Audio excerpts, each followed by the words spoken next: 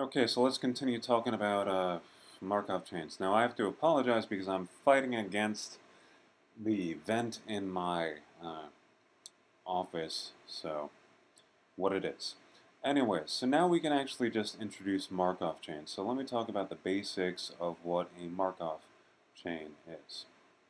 Well, a Markov chain, uh, here's, let me just write it like this. A Markov chain is, I said I wasn't going to use this word again, but let me use it. It's a stochastic process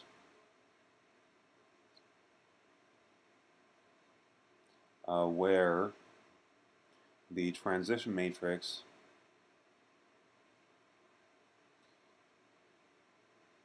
and we're often going to call the transition matrix P. I didn't call it that before, but where the transition matrix is constant. So it's the same from period to period. You could look at a stochastic process where the matrix changes. Maybe it depends upon the state you end up in or stuff like that. But we're looking at sort of a simple case. Okay. Now the kth state matrix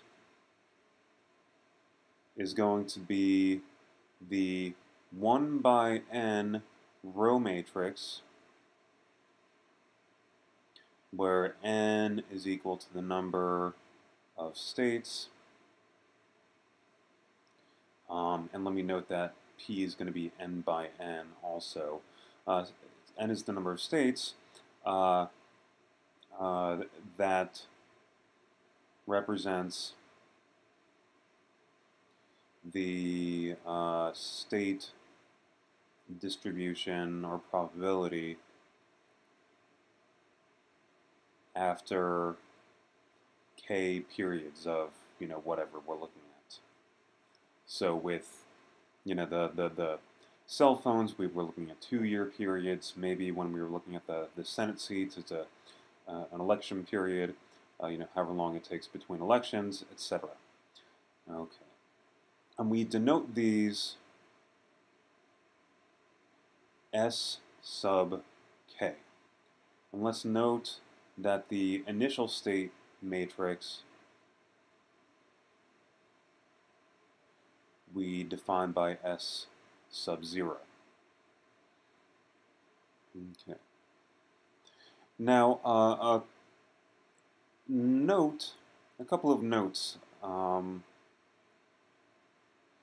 The sum of the entries in any row of the transition matrix P is 1, because these represent all the different probabilities of where a particular state can go after one period. And it has to go to one of these other states, so all of the different probabilities have to add up to 1.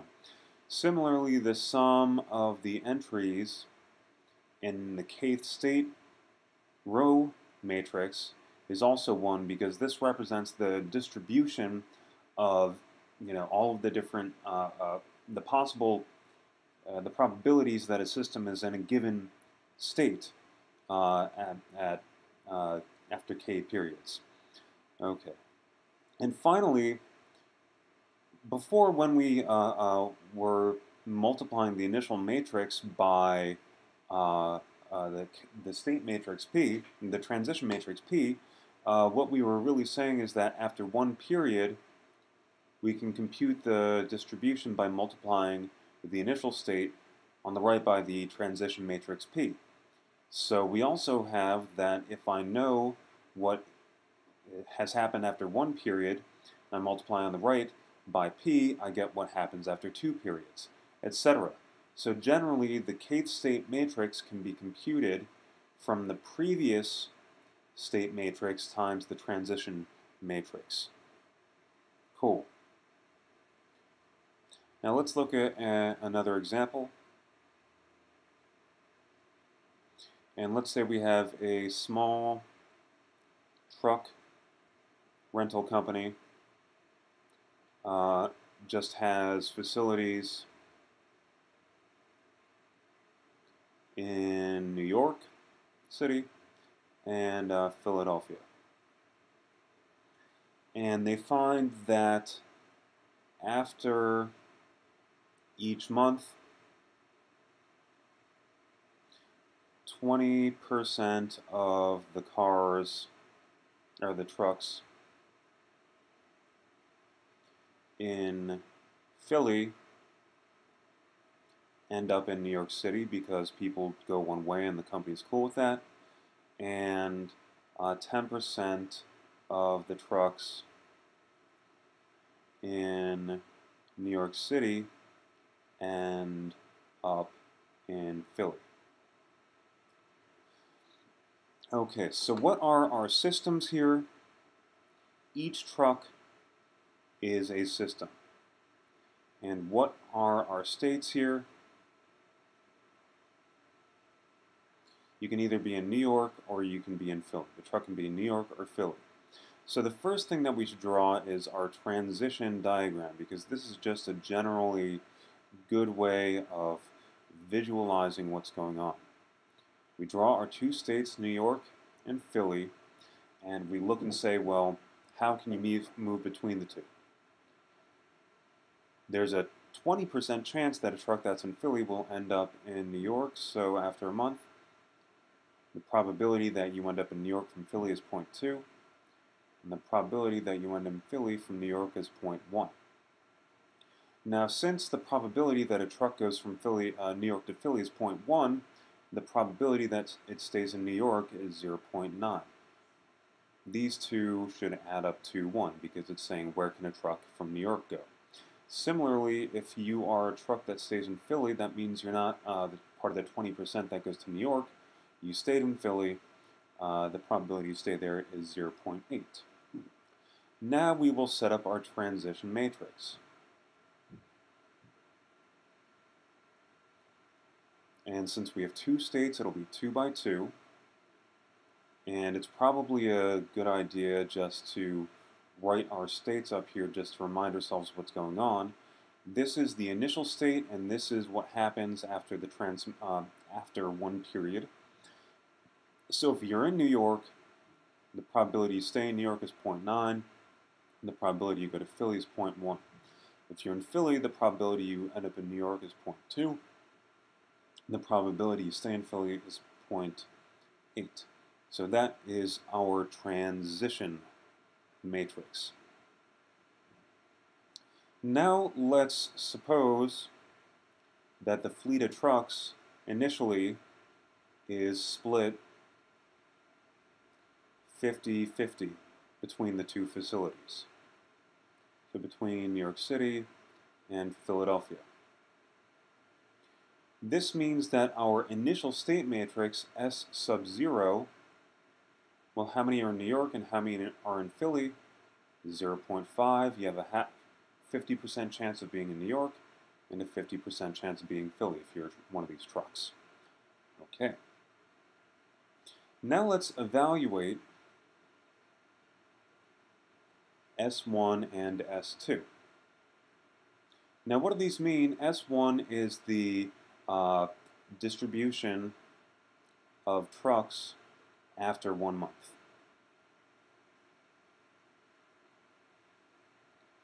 And it's defined to be S0 times P. Now S0 was 0.5, 0.5, and P was 0.9, 0.1, 0.2, and 0.8. Now multiplying this together, 0.5 times 0.9 plus 0.5 times 0.2 gives me, I've already got the math worked out here, so let me just use it, but I guarantee that you can do it because it's just matrix multiplication. Well, let me write out the first one a little bit. So what this is this row times this column. 0.5 times 0.9 plus 0.5 times 0.2. And the second entry is going to be this row times this column. 0.5 times 0.1 plus 0.5 times 0.8. And what this gives us is that's 0.45 plus 0.1, so that's 0.55. And the two guys have to add up to 1, so I know it's going to be 0.45. But you can verify that 0.5 times 0.1 is 0.05, and 0.5 times 0.8 is 0.4, so it works out. So this is how many trucks are in New York and in Philly after 1 month. 55% of them are in New York, 45% are in Philly. Okay. How about S2? This is after 2 months. Well, this time it's going to be S1 times P, which is in this case 0.55, 0.45 times our transition matrix, which is 0.9, 0.1, 0.2, 0.8. I feel confident that you can run through the matrix multiplication here, but what we end up with, you'll have to use your calculator here, but 0.415 and excuse me, this is supposed to be going the other way around. 0.585 and 0.415. So this says that 58.5% of the trucks will be in New York after 2 months, and 41.5% will end up in Philly after 2 months. And what we're really going to be interested in here is what is the sort of end behavior. Eventually, how many of the trucks are going to be in New York and how many are going to be in Philly, or even what is the right distribution of trucks between the two if they want to make sure that they have a constant, the same inventory between the two, or maybe the best distribution between the two. So, anyways, that's what we get here. Now let's notice something.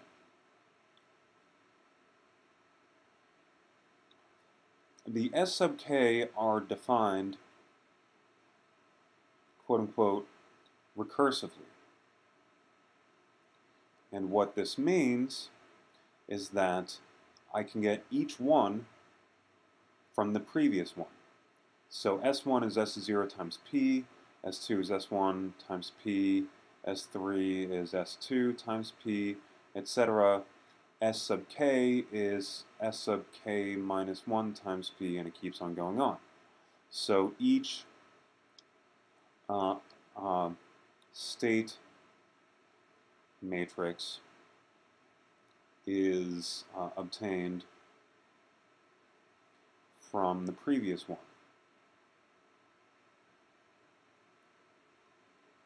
But look what happens to get from it to say to S2. S2 is S1 times P, but S1 is S0 times P, and so S1 is S0 times P, but there's another times P here, so it's really S0 times P squared. So S3 is P times, is S2 times P, which is S0 times P squared times P, which is S0 times P cubed. What we actually have is the general fact that we can compute S sub k from the initial state matrix just by multiplying it on the right by the matrix P raised to the kth power. Okay, so this means that I don't actually have to compute everything in between S0 and Sk to figure out Sk. I can just figure out Sk by multiplying the kth power of the transition matrix P by the initial state matrix. Okay. Let's also make the following note. P to the k is also a transition matrix. It satisfies all the same things that a transition matrix does, except now it represents transitions taken k periods at a time.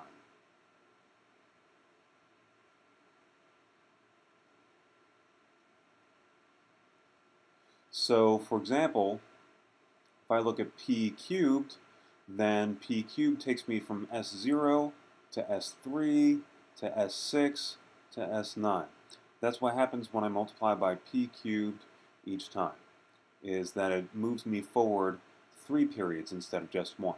But it satisfies all the other aspects of being a transition matrix, and in particular, we can interpret its entries as probabilities. Whoops.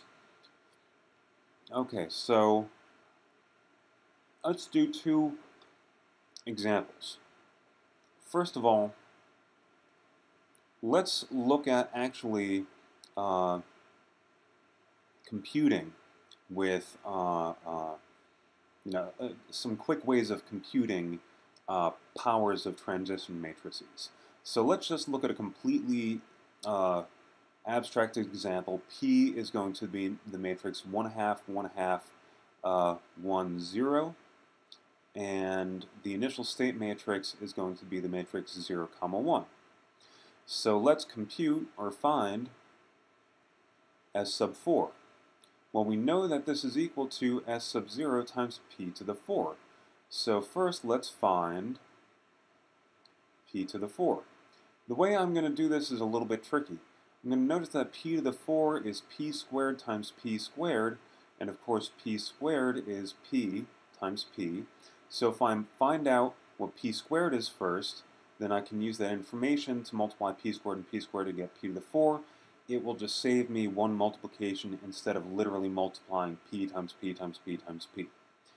Okay, so what is P times P? That's 1 half, 1 half, 1, 0 times 1 half, 1 half, 1, 0. And what I end up with here is 1 half times 1 half plus 1 half times 1, which is a quarter plus 1 half. A half times a half plus a half times 0, which is just a quarter plus 0. 1 times a half plus 0 times 1, which is a half plus 0. And 1 times a half plus 0 times 0, that's also a half plus 0. And we're left with 3 quarters, 1 quarter, 1 half, and 1 half. So that's what P squared is. So now to get P to the 4, that's P squared times P squared, which is 3 quarters, 1 quarter, 1 half, 1 half. And I multiply this against 3 quarters, 1 quarter, 1 half, 1 half, and I end up with 3 quarters times 3 quarters is 9 sixteenths, plus 1 quarter times 1 half is 1 eighth. 3 quarters times a quarter is 3 sixteenths, plus 1 quarter plus 1 half is 1 eighth. I'm going to need a little bit more room. And 1 half times 3 quarters is 3 eighths. 1 half times a half is 1 quarter. A half times a quarter is 1 eighth, and a half times a half is 1 quarter. And adding these all together, I get 9 sixteenths plus 1 eighth is 11 sixteenths. 3 sixteenths plus 1 eighth is 5 sixteenths. Sixteenths, not sixths. 3 eighths plus 1 quarter is equal to 5 eighths. And 1 eighth plus a quarter is equal to 3 eighths. I'd like us to notice still that when we add across the rows, we still get to 1. But in any case, this is what P to the 4 is. So then, what is S4? It's S0 times P to the 4. S0 was 0, 1, and P to the 4 ended up being 11 sixteenths, 5 sixteenths, 5 eighths, and 3 eighths. So multiplying these together, I have 0 times that, plus 1 times 5 eighths, and 0 times 5 sixteenths, plus 1 times 3 eighths. I am left with 5 eighths and 3 eighths. So the original distribution was nobody was in state 1, but everybody was in state 2. After 4 iterations, 5 eighths of the people are in state 1, and 3 eighths of the people are in state 2. Okay, great. Let's look at one more example, but this time we're not actually going to start with the state matrix. We're going to interpret a power of the, how did that happen? A power of the transition matrix as actually giving us probabilities. So let's look at a particular grad program. And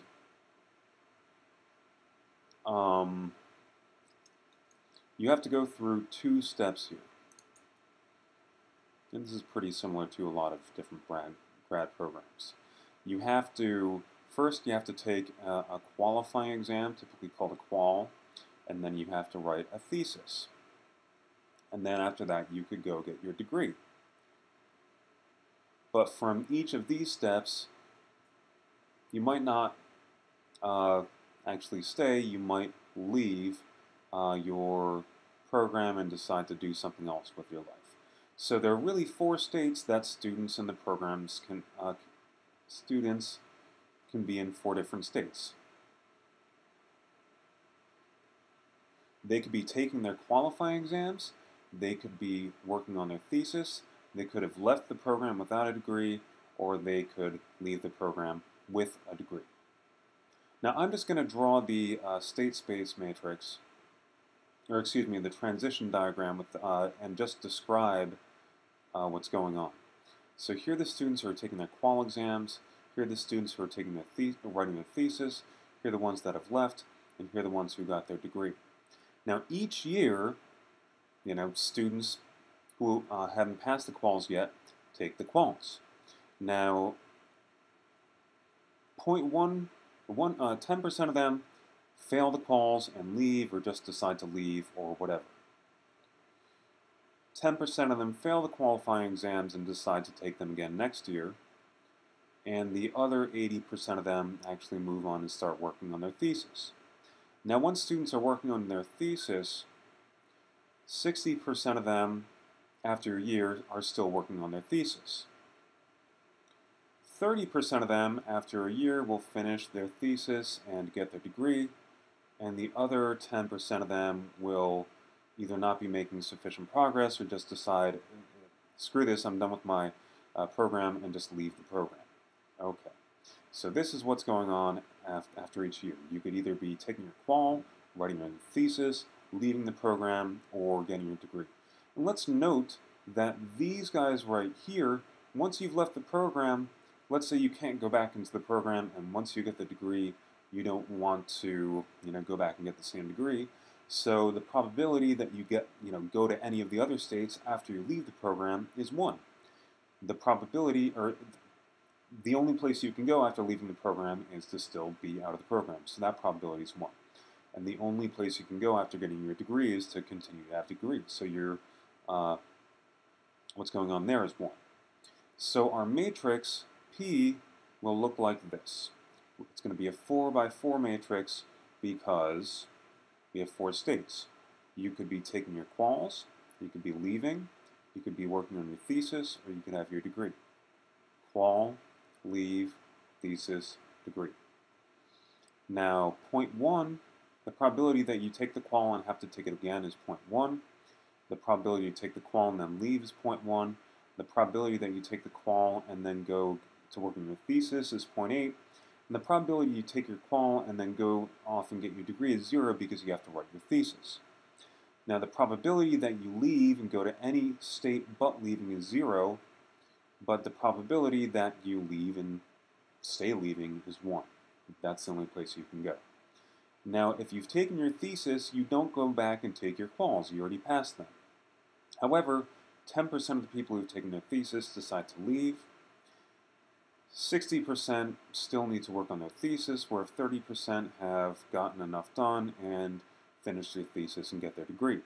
Now if you have your degree, you're not going to go back and take your quals. There's no point in, you're not leaving, you already have your degree, and you don't want to write another thesis, you have your degree. So this is what our state matrix looks like.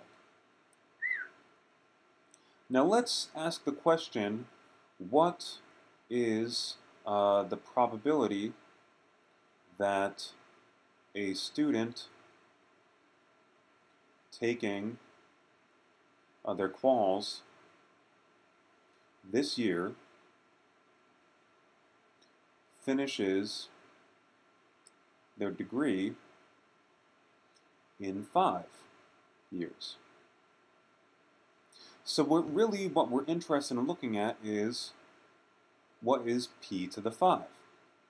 Now I could start with say this initial state matrix 1, 0, 0, 0 because, well, if you're taking quals this year, you're definitely in the first state, but we're going to ignore that and we're just going to interpret the entries of p to the 5 as being the probabilities we're looking for.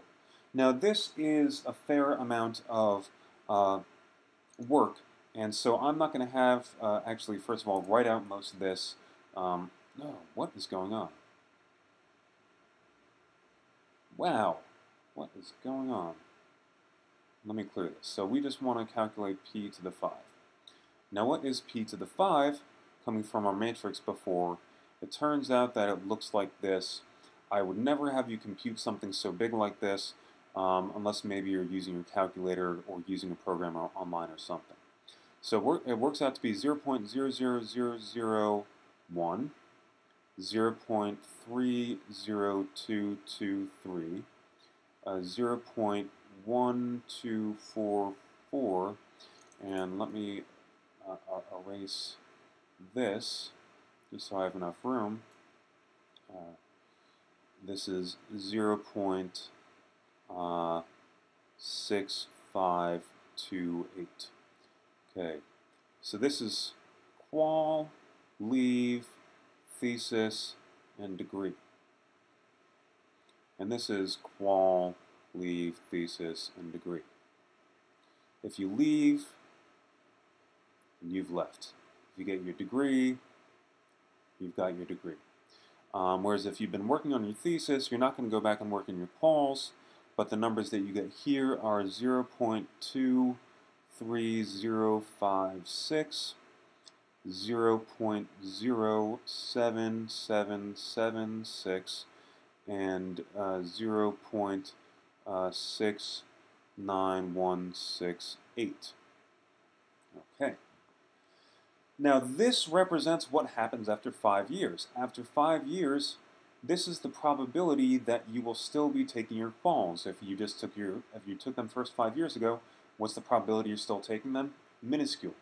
What's the probability that you've left if you took your quals 5 years ago? About 30%. That's fairly significant. What is the probability that you're still working on your thesis if you started working on your quals 5 years ago?